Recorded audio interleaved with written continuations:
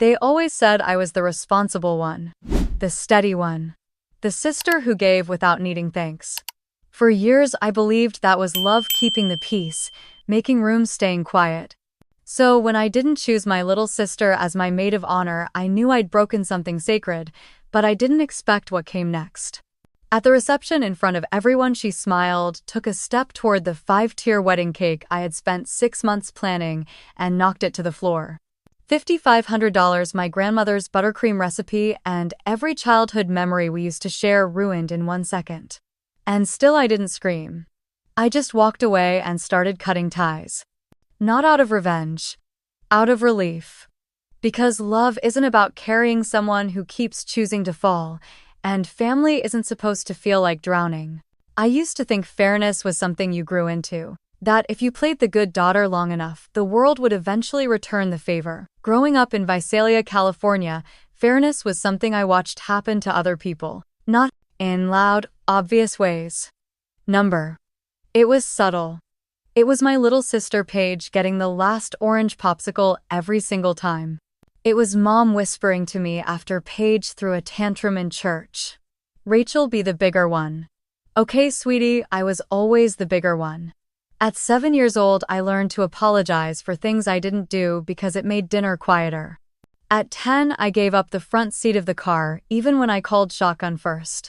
At 12, I gave my sister my spot in the school talent show because she said she'd die of embarrassment. If I went before her, I don't think Paige ever said thank you.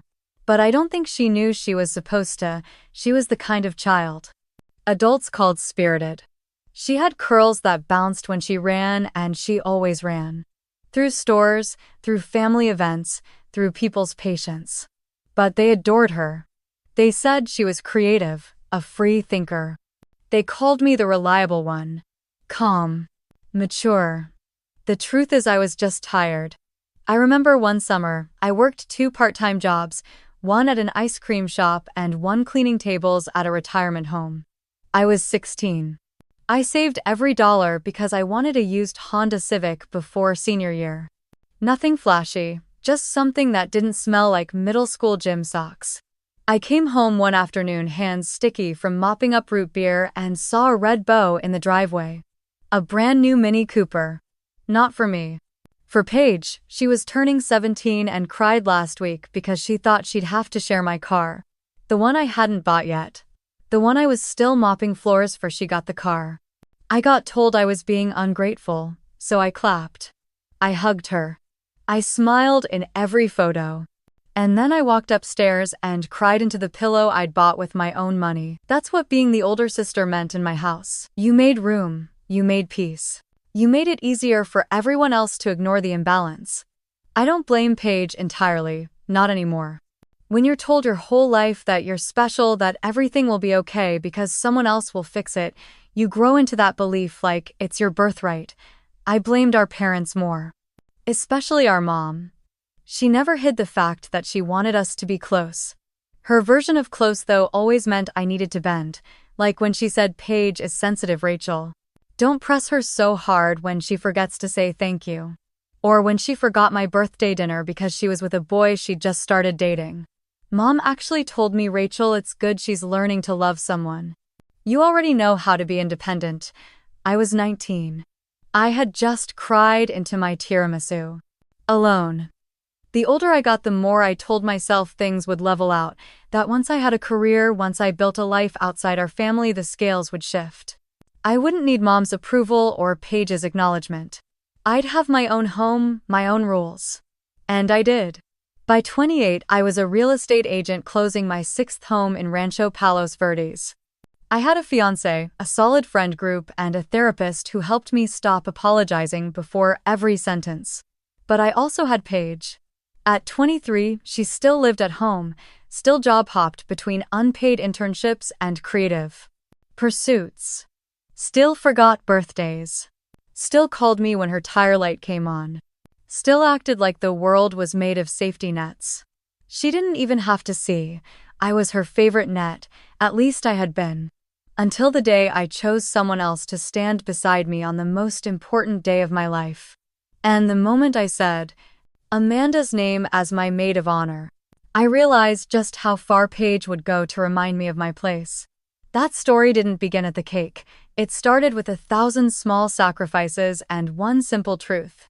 I was the sister who was always supposed to know better, but maybe for once, I didn't want to be. So I built a life where I didn't have to be. At 28, I was finally living on my own terms. My condo in Mission Hills overlooked the harbor, just close enough to hear the foghorns on quiet nights. I bought it with my own money after 3 years of 20 open houses a weekend and driving clients to Temecula and back just to close a deal. I loved that place. The hardwood floors creaked, the windows stuck a little in the summer, and the dishwasher made an odd clicking sound, but it was mine. Mine, not rented, not co-signed, not borrowed. I shared it with no one but myself. Well, and Jacob on weekends. Jacob was quiet in the best way. Not the type of man who interrupted or tried to fix me. He was a civil engineer and the kind of steady that made you breathe slower just sitting next to him. We met at a client's housewarming where I had shown up in heels and he had tracked mud on the marble with his boots. He apologized and offered to replace the rug. I told him I hated the rug anyway. That was 3 years ago. Last fall, he proposed on the cliffs in La Jolla with a ring tucked inside a pocket of sourdough bread from our favorite bakery. I said yes before he finished the sentence. Our wedding was set for late spring. I wanted something simple, elegant, personal. Sunset ceremony, string lights, comfort food on vintage china. Amanda was the first person I told. Amanda had been my roommate at UC Santa Barbara, the kind of friend who became family without asking for permission. We survived finals week on saltines and caffeine, talked each other through internships, bad relationships, cross-country job rejections. When my grandfather died my junior year, she sat with me on the dorm hallway floor for 5 hours without saying a word. Just being there. She always just was. She had seen every version of me. From the overachieving high schooler terrified of letting anyone down to the exhausted realtor crying on her kitchen floor because the bank lost her loan paperwork. Amanda was the witness to all of it. So asking her to be my maid of honor felt less like a decision and more like a truth. We were sitting at a brunch spot in Hillcrest when I asked. She didn't cry, she didn't squeal, she just smiled that small knowing smile and said I would be honored. It felt like a moment. A solid, quiet, sacred kind of moment. And then I made the mistake of sharing it in the family group chat. I posted a photo of us clinking mimosa glasses, captioned just one word. Chosen. I didn't think twice. But I should have. Paige didn't reply. Not that day, not the next. But our mom did. She called me that night, voice low and careful, like she was about to ask for money or deliver bad news. She said, "Honey, I know Amanda's your best friend, but Paige always thought she would be your maid of honor." I was silent for a beat, then said, "She never said that." Mom sighed. "Well, sometimes girls just assume. She's your only sister."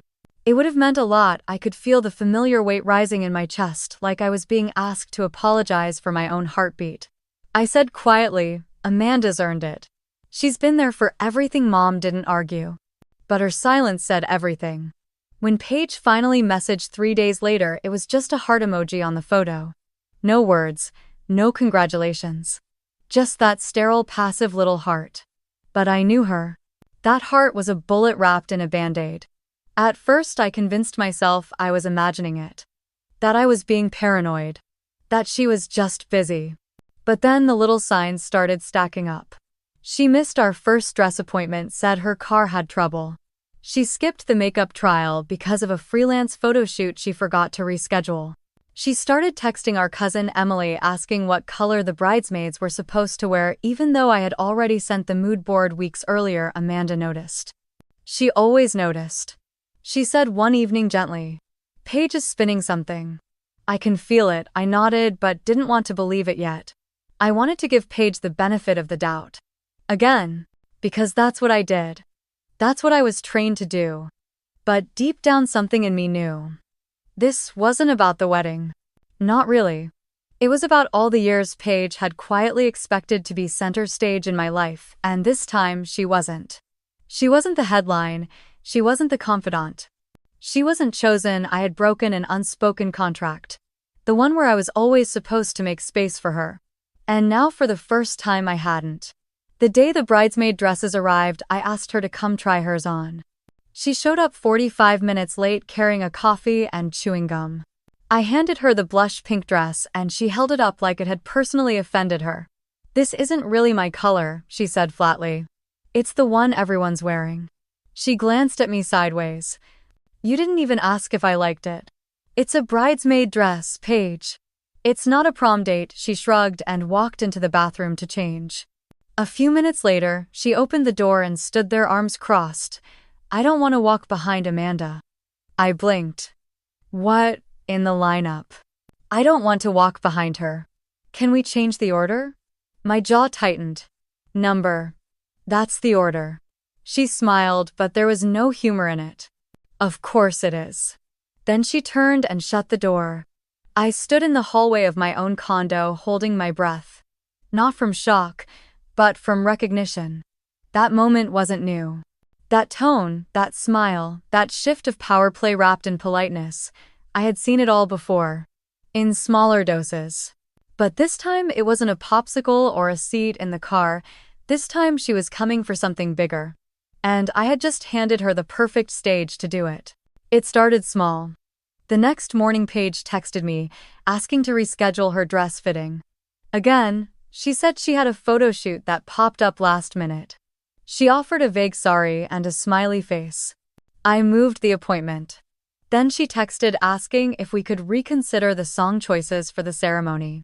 She had a friend who made acoustic remixes and thought he could add some flair to the processional. I told her thanks, but we already hired a string quartet. She didn't reply. That weekend, I overheard her whispering to our cousin Brianna at Grandma's birthday lunch. Something about how Amanda and I were just college friends and how blood should always come first. I didn't say anything. I just sliced the lemon cake and passed her a plate. Amanda knew something was off. She never said it outright, but she moved quieter when Paige was in the room. Watched me more closely like she was scanning for hairline fractures in my calm.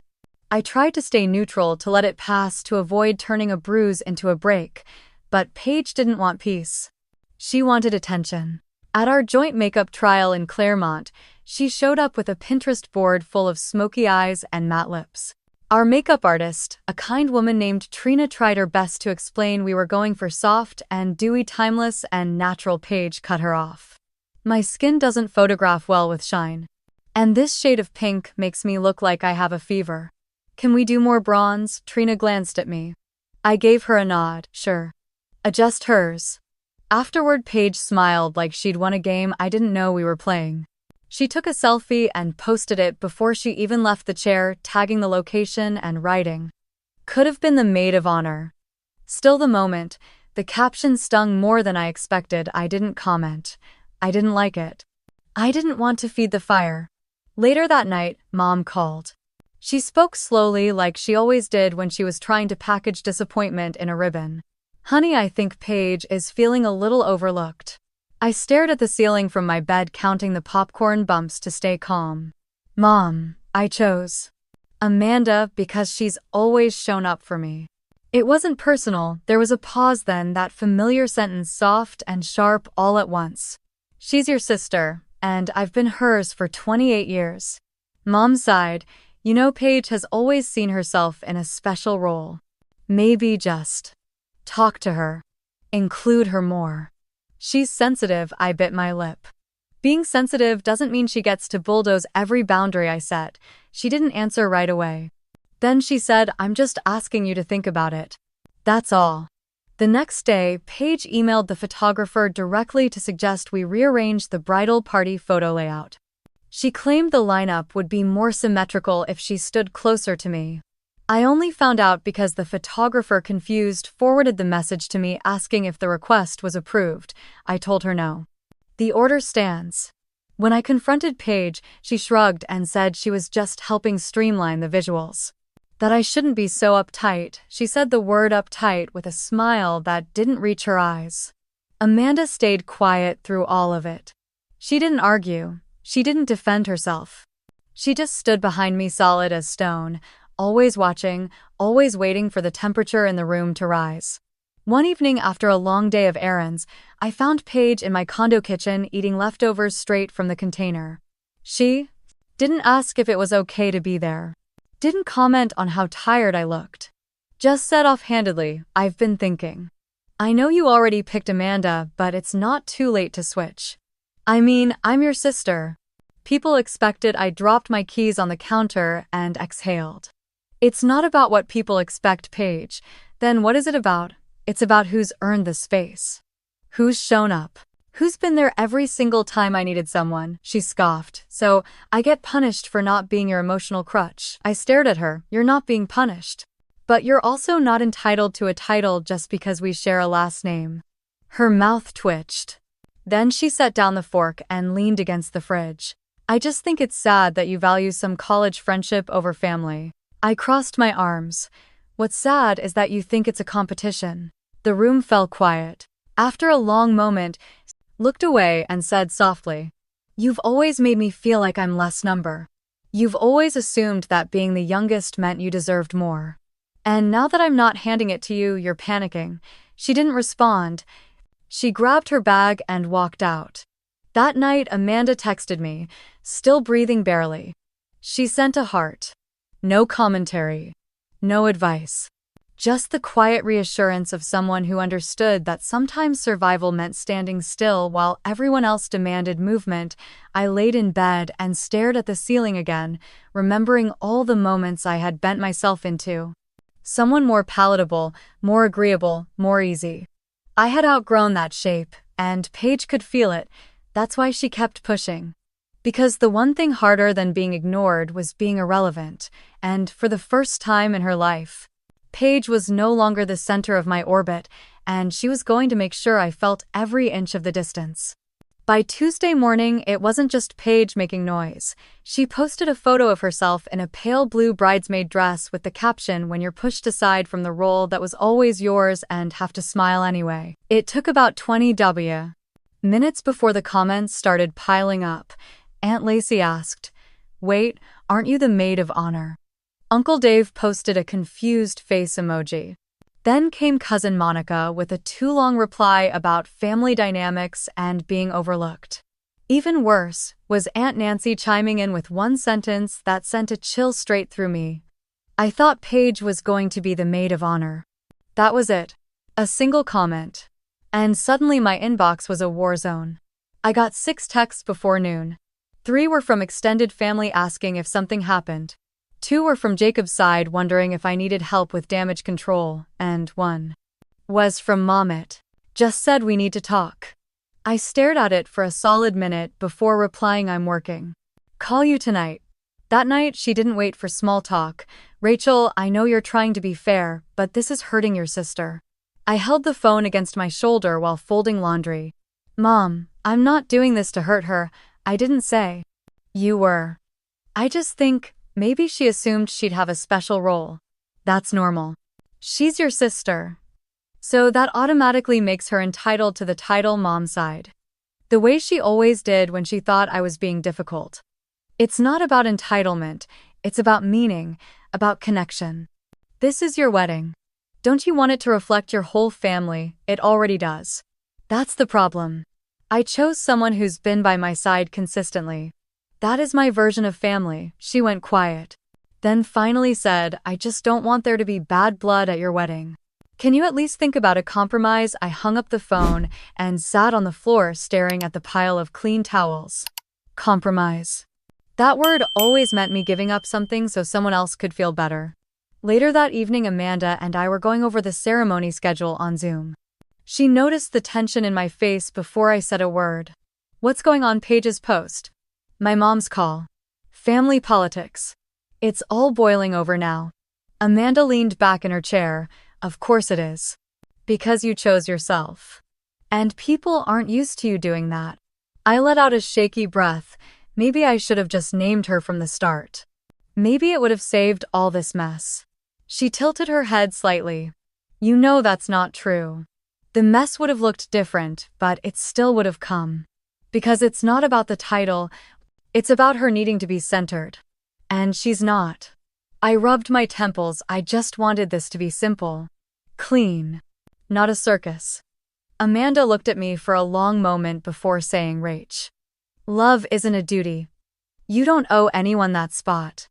Especially not someone who shows up only when it serves them. That line stuck with me. Love isn't a duty. I replayed it in my mind all night. The next morning, I saw a news story page posted on Instagram. A boomerang of her spinning in front of a mirror in a dark red gown. Caption: not the maid of honor dress, but maybe it should have been. There were more comments this time, some supportive, some passive-aggressive. Some I didn't recognize, people I hadn't spoken to in years, messaging me to ask if Paige was okay. She's fine, I typed out, then deleted. Instead, I just turned off my notifications. At work that afternoon, my colleague Jamie leaned over during lunch and said, Hey, I saw your sister's post. Everything all right? I forced a smile. Wedding drama. You know how it goes, she nodded slowly. Family's complicated. It is, but complicated didn't mean I had to keep shrinking myself to fit someone else's fragile ego. That weekend, Mom sent me a picture of Paige as a toddler wearing a flower crown, no message. Just the photo. I knew what she was trying to do.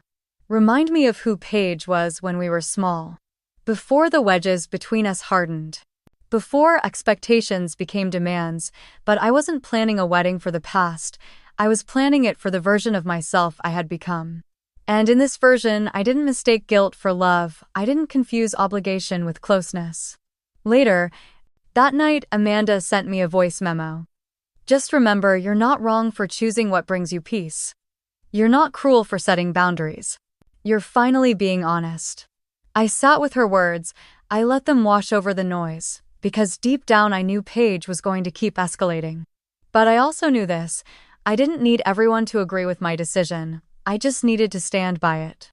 And that meant staying still while the rest of them spun in circles trying to pull me back to a place I had finally grown out of. It started with the makeup trial. We had set up an appointment for the bridal party at a studio downtown, one of those upscale places with glowing mirrors and champagne flutes waiting at the entrance. I had picked a soft, natural look for the bridesmaids. Dewy skin, muted tones, nothing too harsh. Paige showed up 30 minutes late wearing oversized sunglasses and holding a matcha latte. She dropped her purse on the chair, looked at the artist, and said, I'll need something more glam. Full contour. Smoky eye. Maybe a wine lip. The artist blinked. I gently interjected, we're keeping it soft for everyone. It'll match the tone of the ceremony. Paige gave me a tight smile. I know. I just don't want to blend into the background. I caught Amanda's eyes in the mirror. She didn't say anything, just raised a brow. The artist hesitated before nodding and beginning. But by the time Paige stepped down from the chair, she looked more ready for a red carpet than a vineyard wedding. She turned to me and said, It's okay if I stand out a little. You're the bride. No one can outshine you. Right? I didn't answer. At the next walkthrough at the venue, Paige brought a printout of the ceremony order. She had highlighted her name and moved it closer to the front of the processional right behind Amanda. I noticed it while reviewing with the coordinator. This isn't the version I sent. Paige shrugged. Oh, I thought I'd just move myself up. I mean, I've known you longer than Amanda, obviously. I paused, fingers tightening around the clipboard. That's not how it works. The order is already finalized. She crossed her arms. You know, most people wouldn't treat their own sister like an afterthought. I didn't respond. I couldn't. Not without saying something I'd regret. Later that week, Amanda texted me a screenshot. It was an email from the DJ confirming a new addition to the reception speeches. Apparently, Paige had emailed him herself and asked to be added to the list. Not just as a toast. As the closing speech, I called her immediately. What are you doing? She sounded innocent, just thought it would be nice to say something. You know, since I'm your only sibling. You didn't ask me, I didn't think I had to. Her tone had a sharpness to it now. I hung up without saying more. Amanda called me an hour later. We need to get ahead of this, set clear roles. Or she's going to keep rewriting your wedding. I nodded even though she couldn't see me. It's like she's trying to inject herself into every spotlight possible. And when that fails, she makes her own. Amanda exhaled. She's not used to playing supporting roles. Especially not to you. We sat in silence for a while. The following Sunday we had a family dinner. Just the four of us. Mom made lasagna. Dad opened a bottle of red and tried to lighten the mood with bad puns. Halfway through the meal, Paige put down her fork and looked straight at me. I thought you'd understand what it means to be the younger sister. To feel like you finally have your moment. And then to be told you don't matter that much. Mom glanced between us, clearly uncomfortable. Dad stared at his plate. I set down my glass. Paige, you matter. This isn't about mattering. It's about roles, choices. You didn't ask me about any of this. You just assumed. She laughed, but it was bitter. I assumed because that's what sisters do. Support each other, celebrate each other. But I guess your version of family doesn't include me at the top. I didn't say anything. There was no use. She already had her narrative. I got up to help clear the plates. In the kitchen, Mom followed and whispered, "She's hurting. Just try to see that." I wiped my hands on a towel. She's not just hurting. She's making this harder for everyone. Especially me. That night, I lay awake staring at the ceiling. There was a familiar weight on my chest, a feeling I had known since childhood. The quiet demand that I make things easier for everyone else. But this time I wasn't 10 years old watching my sister open gifts while I sat quietly with folded hands. I was a grown woman planning her wedding. And for once, I wasn't going to hand over the pen just so someone else could rewrite the ending. There was one thing I had never compromised on. The cake, not because it was expensive, though it was. Not because it would be displayed in every photo or because guests would post about it. It was because of Grandma Ellie. She used to say every celebration should taste like love, and her champagne buttercream recipe was how she showed it. She made it for birthdays, graduations, the day I got into UCSB. It was light, not too sweet, with just a whisper of citrus and bubbles. Like something joyful dancing across your tongue. When Jacob proposed, it was the first thing I knew I wanted. Not a replica. Not inspired by. The real thing. I found a bakery in North Park that specialized in heirloom recipes. I brought them the handwritten card with Grandma's faded notes smudged with flour and thyme. We spent 6 months perfecting it layer by layer. Every Monday, I'd go in with a new idea and Chef Daniela would smile and say, "You don't want a cake. You want a story." She wasn't wrong. Each tier had a meaning. The bottom one was vanilla Earl Grey with pressed violets, a nod to the bookstore where Jacob and I had our first conversation. The next was pistachio cardamom for the night we cooked together on the floor of my old studio apartment. Then came the classic champagne buttercream, Grandma's legacy. The fourth was lemon raspberry because Jacob proposed with a basket of those exact fruits on a hiking trail. And the top, a miniature chocolate piano like the one in his parents' living room where we shared our first kiss. It was 5 tiers, 5 chapters. The one thing I was most excited to reveal. One night, Amanda and I were folding programs in my living room and she asked me if I was nervous about anything. I looked up from the ribbons. Only the cake. I need it to be perfect. It's the only part of the wedding that's for me and her. She knew I meant Grandma. Amanda nodded. It will be. She'd love it. I smiled, but my throat felt tight. If there's anything she's watching from up there, it's that cake. The tasting day arrived on a rainy Friday. Jacob came with me along with Amanda and her husband. Chef Daniela had laid out every layer on silver trays. We sat by the window tasting slices like we were judges on a baking show. I cried on the first bite. Not because it was flawless, but because it tasted like memory. Like quiet mornings and warm hands and birthday candles flickering on a porch table. I texted my mom and invited her and Paige to the final tasting, but Paige didn't show.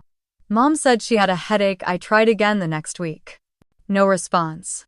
Eventually, I asked Paige directly while we were at a dress fitting. "Hey, are you coming to the bakery next week? It's the final consult before the big day." She pulled a strap tighter and shrugged. "Don't think so. I'm not really into cake stuff." I paused. "It's kind of important to me." She looked at me in the mirror and said, "I just don't get why it's such a big deal. It's cake." I nodded slowly and didn't push. Because what could I say that she'd never understand what it meant to create something beautiful out of memory or to honor someone who had loved us in silence when no one else had time that weekend. Mom called. She wanted to ask about the rehearsal dinner seating chart but ended up circling back to the cake. "Paige said you were upset with her." I wasn't. I just hoped she'd care. It's hard for her, honey. She doesn't always know how to show up. I bit back a sigh. That's the difference. I always showed up even when no one asked. After we hung up, I sat in the dining room and looked at the mock-up chef Daniela had emailed me. A 5-tier masterpiece with watercolor florals, tiny gold brushstrokes, and the words "we began with" carved in white chocolate on the base. I printed it out and tucked it into my planner right behind my vows. Amanda texted me that night. "The cake is stunning.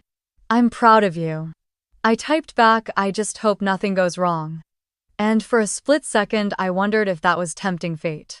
The ceremony was everything I dreamed of. Jacob's vows made even my Uncle Rob cry. The breeze off the La Jolla cliffs picked up just enough to flutter my veil at the perfect moment. We held hands under the arch that Amanda and I had built ourselves the week before, draped with pale garden roses and white anemones. For one breathless hour, it all felt weightless. Like my whole life had finally caught up to where it was supposed to be. After the ceremony, we moved into the reception space, a soft-lit tent overlooking the ocean. Our first dance ended with laughter as Jacob twirled me too fast and I almost toppled. I didn't mind. The music, the light, the clinking glasses, it all blurred into this warm hum. Paige was laughing too. She floated around the room in a champagne-colored dress, her hair curled just enough, her smile fixed like it belonged in a bridal magazine. For someone who had spent the past 6 months acting like I had committed an unforgivable betrayal, she was fine. Too fine. Amanda leaned in during dinner and whispered, "Has she spoken to you at all?" Today I shook my head, glancing across the table where Paige was showing a guest something on her phone number. But she hugged Jacob like they were best friends. Amanda didn't laugh. "I don't like it. She's being too polished." "That's not her." I tried to brush it off. Maybe this was her version of peace. Maybe she had decided to be the bigger person. Maybe in her own way, she was showing up after all. I told myself all of that even when it didn't sit right. It was after the father-daughter dance that Amanda tugged my arm again. We were heading toward the photo booth when she paused, eyes narrowing. "Wait. Don't look now." But Paige is over there talking to one of the catering staff. By the cake table, my stomach dropped. I turned slowly, pretending to adjust my dress. Across the tent, Paige was indeed speaking to a young guy in a vest and bow tie, a silver tray in his hand. She was smiling, but not in a party kind of way. Her eyes flicked toward the cake table twice while she spoke. Amanda muttered, "I don't like that look." We walked toward the bar, skirting the edge of the tent, eyes locked on her. The server nodded at something she said and walked away. Paige picked up her glass of Prosecco, took a sip, and laughed at something a bridesmaid said nearby. I turned to Amanda. "You think she'd actually—" "Yes, she would." I didn't argue. I started walking faster, heels crunching softly against the floor. The cake table was about 15 feet away, tucked under a garland of fairy lights near the back of the tent. 5 tiers of memory and love and late nights spent tweaking sugar ratios. As I reached the center of the floor, someone grabbed my elbow. "Congratulations, Rachel. Everything looks so beautiful." It was Mrs. Halpern, our old neighbor. She hugged me tightly, and I murmured a thank you, trying to step away politely. But she held on, launching into a story about her niece's wedding in Arizona and the heat stroke that took out 2 flower girls. I smiled, nodded, half listened, all while my eyes stayed trained on Paige. She had set down her drink. She was walking slowly, deliberately toward the cake. Amanda appeared at my side, phone clutched in her hand like a weapon. "We need to move." I gently extricated myself from Mrs. Halpern, apologizing. Amanda and I started toward the cake table just as Paige stepped around the back of it. She didn't look rushed. She wasn't hiding. She bent slightly, one hand bracing against the table's edge. I called out, "Paige." She turned, and then it happened. Her hand swiped too wide. Or maybe it wasn't a swipe at all. Maybe it was just a bump, an accident, a slip. But the bottom of the cake wobbled. Just enough. Just once. "Oops," that's what she said, "oops." The sound of sugar and fondant cracking filled the air like a gunshot. Gasps scattered around the tent. My mother stood frozen near the gift table, her mouth open. I ran. Not fast enough to catch it. Not fast enough to stop it. The cake lean tilted and then surrendered to gravity. The top 3 tiers crashed down, first splitting apart in a slow, sickening collapse. The piano shattered into chocolate rubble. Raspberry filling bled into the silk tablecloth like a wound. Paige backed away, hands raised. Oh no. I didn't mean to. Camera clicked. Then another, someone whispered. Was that on purpose? Amanda stood beside me, breathing hard. Rachel, I couldn't speak. I couldn't cry. I just stared at what was left of Grandma's legacy of 6 months of work of every flavor that had ever meant something to me. The servers rushed forward. One of them picked up a shard of fondant with trembling fingers. Paige stepped aside, still holding her hands out like the innocence could be seen in her palms. She looked at me and said, "It was an accident." But she was smiling when she said it, just barely. But I saw it, and I would never unsee it. It didn't fall all at once. The top layer tilted first, a slow lean like a tree in the wind. Then the second and third layers followed in a sickening cascade, champagne buttercream smearing across the polished wood floor of the reception hall. The gold-dusted sugar roses shattered. The base cracked open, its hand-piped script sinking into itself like wet paper. There was a single sharp intake of breath from someone near the buffet. Then silence. No one moved. Lily stood there holding a half-empty glass of rosé, one heel slightly raised as if she'd just stepped back. Her voice came light and dismissive, almost chipper. Oops. I guess I really should have watched my step. Her tone wasn't embarrassed. It wasn't remorseful. It was smug. I didn't react. I couldn't. My breath caught somewhere between my lungs and my throat. I stared at the cake, what was left of it, feeling the way a person might if they watched a house they'd built for years collapse in an instant. My mom rushed to my side. Her hand wrapped tightly around my wrist like I was about to do something reckless. Sweetheart. It's probably an accident. Please. Don't make a scene. People are still eating. Make a scene. I looked at her. Really looked at her. Her eyes darted around the room, checking who was watching. Her voice had dropped to a whisper, like the real catastrophe here was that someone might hear us talk about it. Across the room, Amanda started toward us, her face a mask of disbelief. I could see her lips forming words, her head shaking slowly. But I couldn't hear anything. Not the music, not the chatter, not the clink of glasses. I knelt. My dress folded around me, layers of ivory pooling on the sticky floor. I reached out and touched the soft collapsed sponge. Champagne and raspberry jam stained my fingertips. My thumb brushed the silver ribbon I had insisted on because it matched the trim of my grandmother's photo frame. It was buried under the bottom tier. Flattened. Behind me, someone let out a low, uncomfortable cough. I stood up slowly. Lily was watching me. She wasn't pretending anymore. Her smile had disappeared, but not out of shame. It was the kind of look people give when they finally say what they've been meaning to say for years. Her face said it all. You should have picked me. This is what you get. Amanda reached me and whispered. You okay, number? But I nodded anyway. I took the linen napkin from the table and wiped my hands. I didn't cry. I didn't scream. I didn't throw my bouquet across the room like some movie bride. I looked at Lily and smiled. Thank you for coming. Her expression faltered for half a second. That was all I needed. The rest of the evening played out like a movie in slow motion. Jacob never left my side. Amanda coordinated a quiet rearrangement of dessert. Cupcakes from the backup box were served with extra berries, and no one complained out loud. My dad tried to say something about the cake but trailed off mid-sentence when I turned away. I didn't talk to Lily again that night.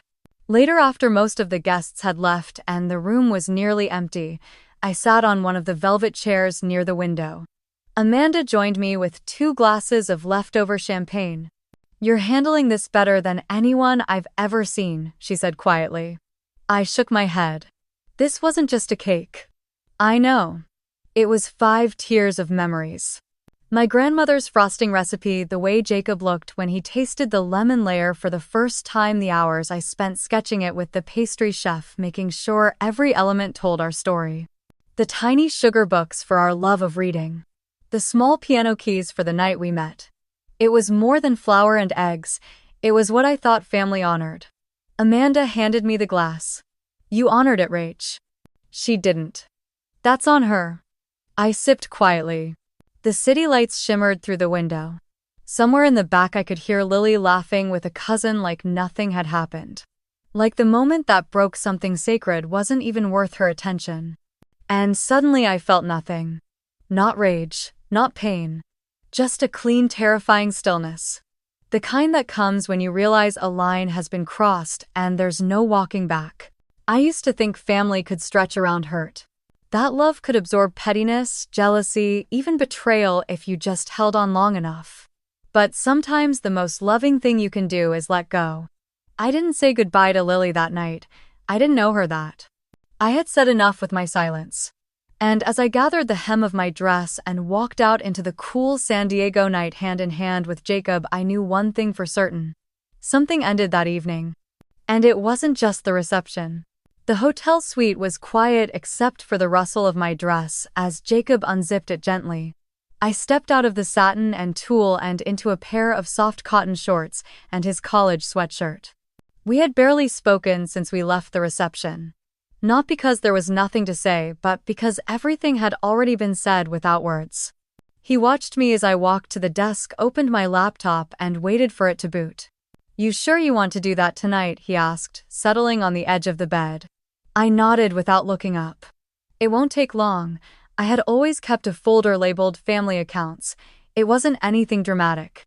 Just a quiet little system I built over the years. Passwords to shared utilities when Lily couldn't pay on time. My cosigner documents for the apartment she applied for downtown. A small savings account I had funded each month to help her eventually move out on her own. The numbers blinked back at me calm and clear. I withdrew $2,000 from the moving fund and transferred it back into my own account. Then I opened the lease email chain and typed a short message to the property manager.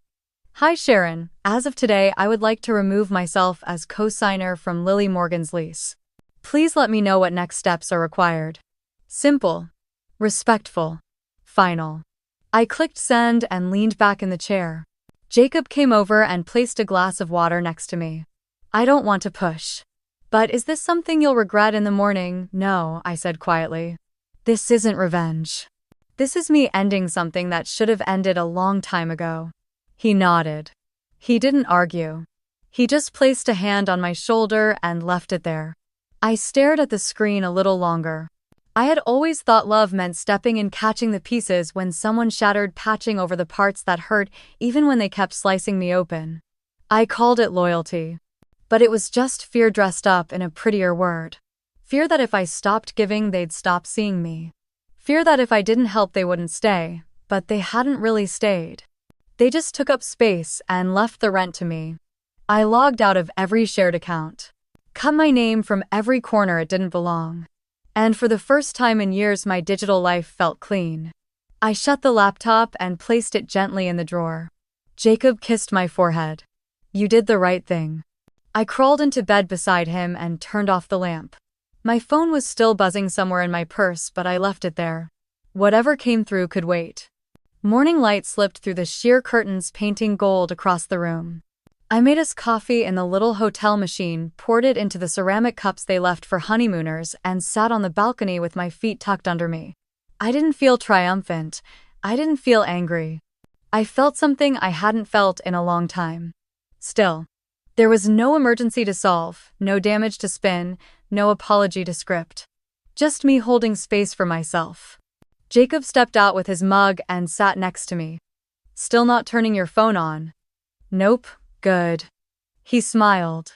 Keep it off as long as you want. You don't owe anyone your peace. I leaned into him, letting the silence stretch. Somewhere inside, I had expected a pang of guilt, a whisper that I'd gone too far.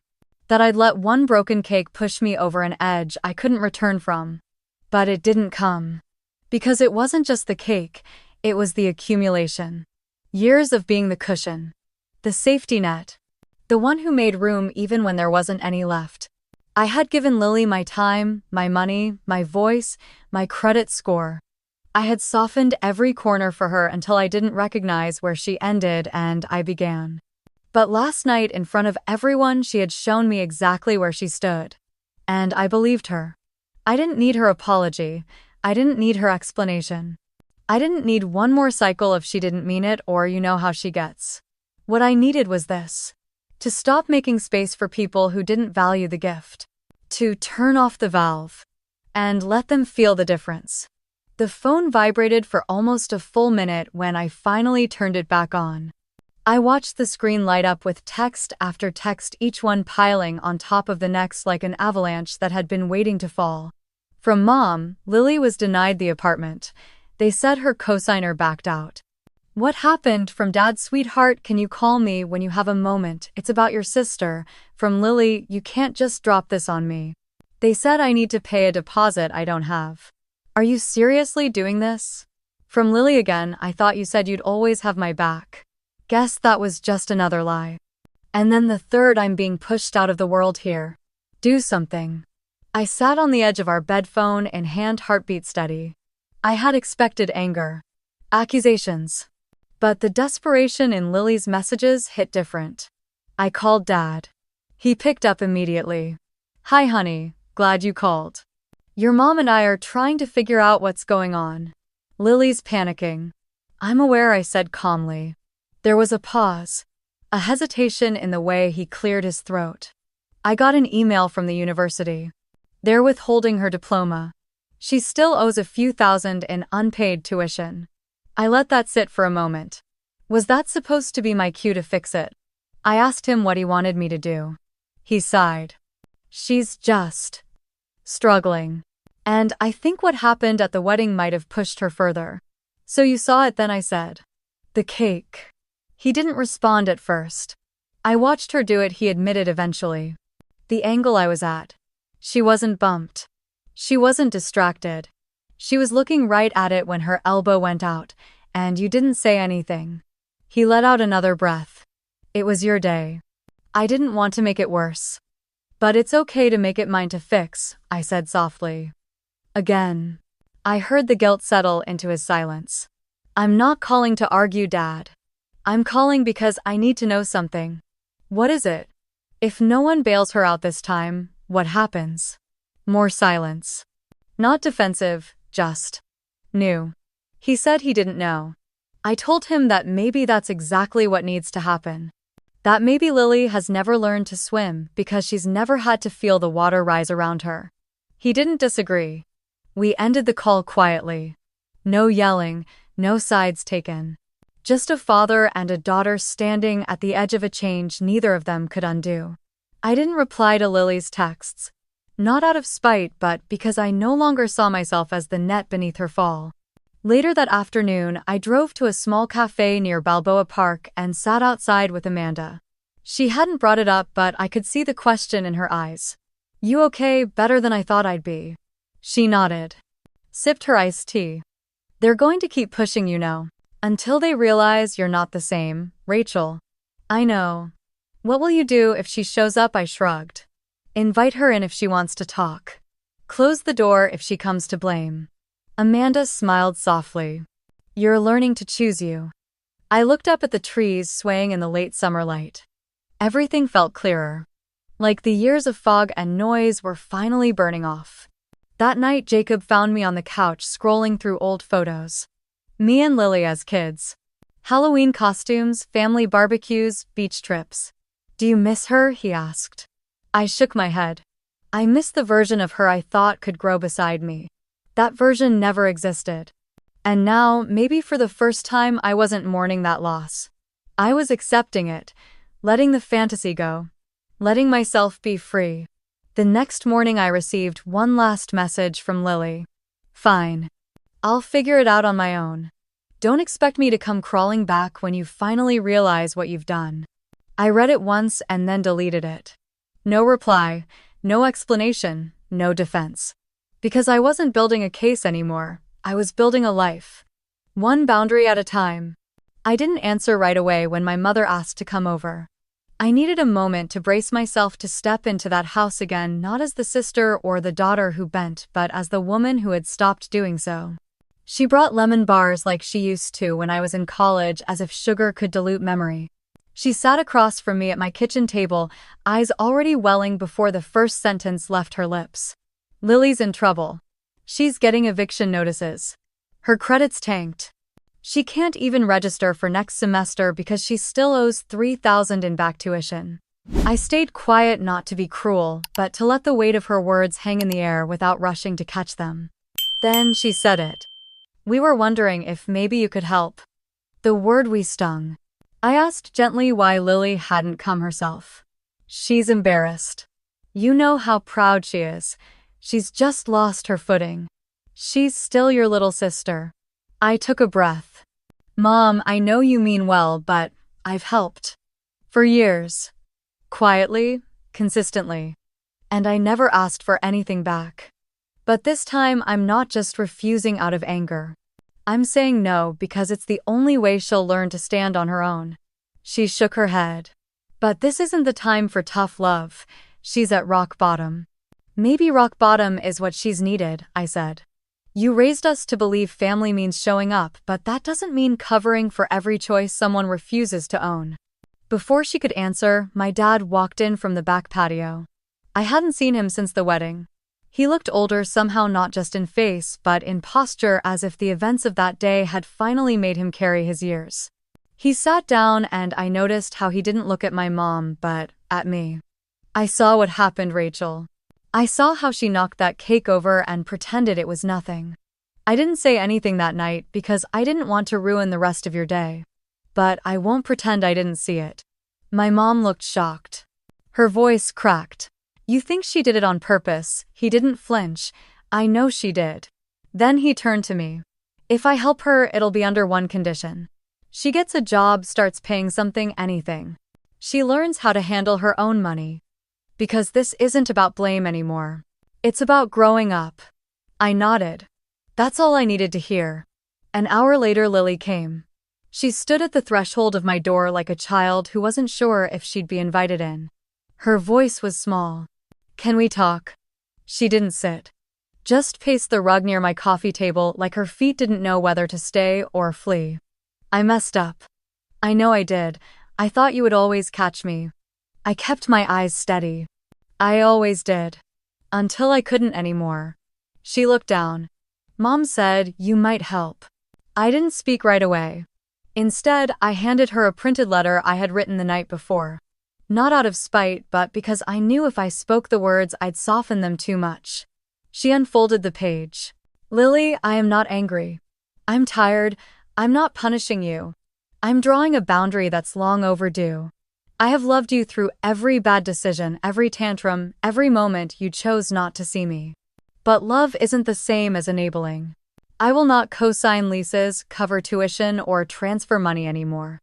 I will not explain your behavior to our parents. I will not shrink so you can feel larger. If you want to change, truly change, you can. And I hope you do. But it has to come from you. Not because I'm threatening to walk away, but because you're finally ready to walk forward. She folded the letter slowly, her face unreadable. So that's it, that's love, I said. She didn't cry, she didn't yell. She just stood there nodding a little, then walked to the door. As she opened it, she paused. If I try, like really try, would you still talk to me? Always, I said. But this time I'll be walking beside you. Not in front. She left quietly. No dramatic exit. No slammed door. Just a silence that didn't feel cruel for once. I stood there for a long time, holding that silence like a gift I didn't know I'd earned. Not victory. Not revenge. Just peace. And for the first time in years, I slept with both eyes closed. The sunlight streaming through the kitchen windows that morning was unusually soft, almost deliberate. I stood in front of the sink, cradling a cup of coffee, watching steam curl and disappear into the quiet. It had been 6 months since the wedding. 6 months since the cake. Since the silence, since the shift. The house Jacob and I had moved into wasn't extravagant.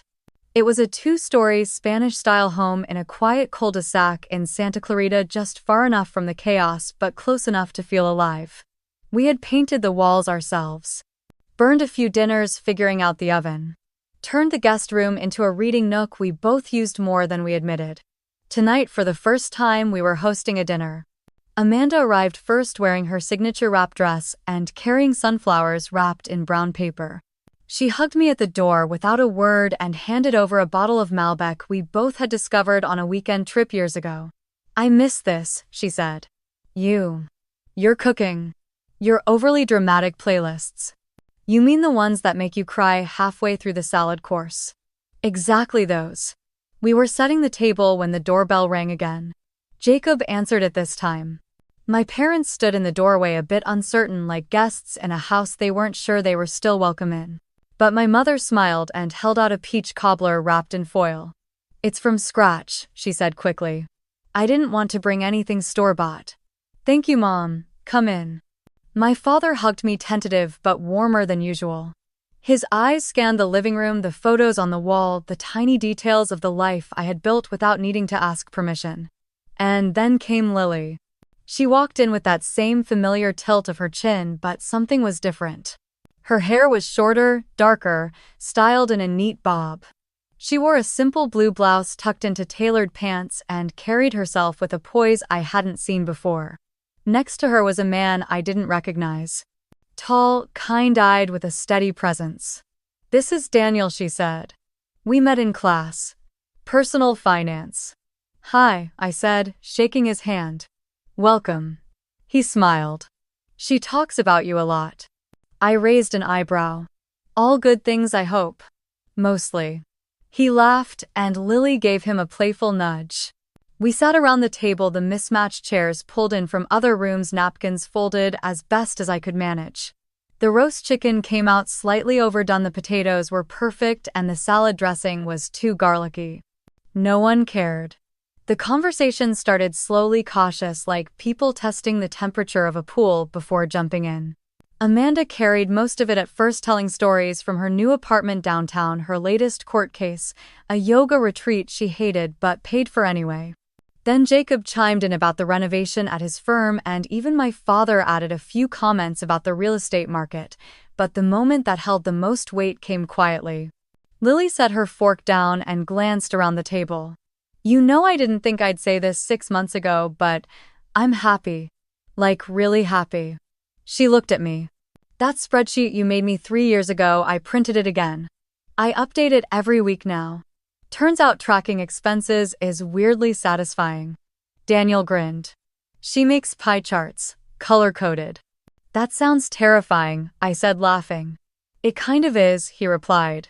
We all chuckled, and for a moment the old tension that used to live between us was replaced by something softer. Then my mother cleared her throat.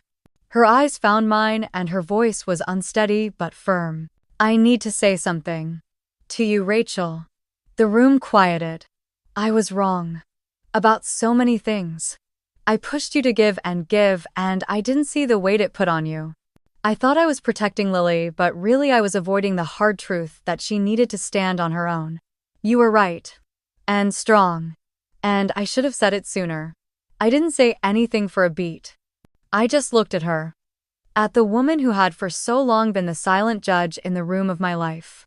She wasn't a villain, just human. Flawed, and now trying. "Thank you," I said softly. Amanda raised her glass. "To messy families and finally figuring things out, sort of." Everyone laughed and toasted.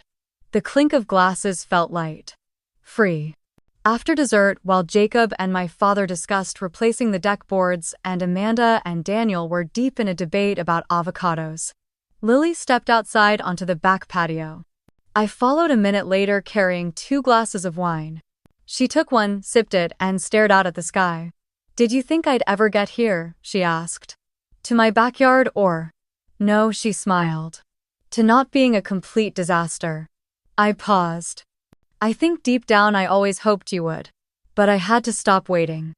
Had to let go of being the net every time you fell." "I know." She looked down. "And I hated you for it. At first. And now I'm grateful. I still mess up.